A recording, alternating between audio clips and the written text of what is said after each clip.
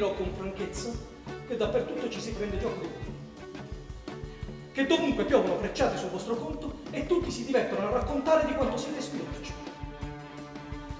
Voi, sì. La sua eccessiva avarizia, la vita austera che conduce con voi, vostro fratello, potrebbero creare situazioni ben peggiori. Che la peste lo colga senza pietà, lui e la sua generosità, quel boia, quel tagliagole che non è altro. Freccia, non si è mai sentito uno strozzino del genere. Ah, taci! Pagliaccio!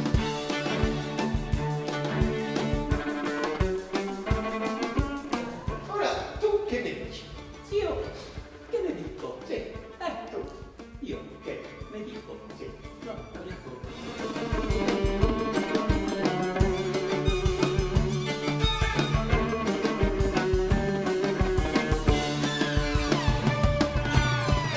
Beh, pare che abbia ereditato una bella fortuna dal marito, dal defunto marito, il criccato.